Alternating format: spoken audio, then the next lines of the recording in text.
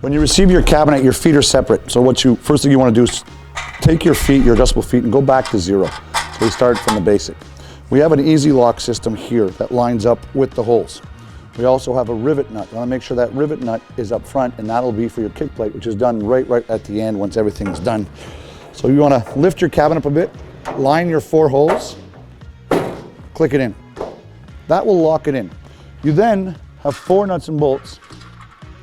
If you're generation 2, you have 4 nuts and bolts here that you put in through the hole here and come lock at the bottom, tighten them up, and that locks them into place. Customers often ask us, my doors are not quite perfectly aligned. What causes that? The number one reason that causes that is your feet.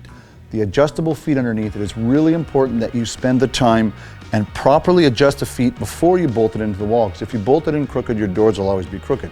An example of this, I'll just take a spade here and I'll just lift the corner and you'll see the whole door go up and down. It has to be perfectly level in order for a successful install. To remove your drawers, simply pull your drawer out, and on each side, there's these little tabs. One goes up, one goes down.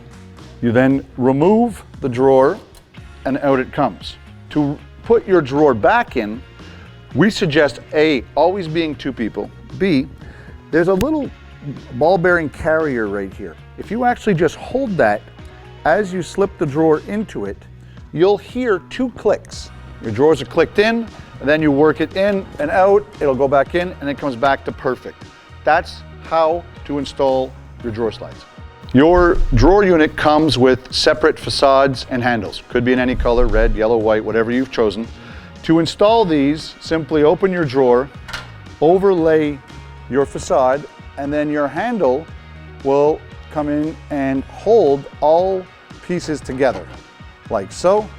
You have supplies nuts on the back, go in, tighten these. You don't need to over tighten these, there's no point. Just give them a little snug with a ratchet and you're good to go.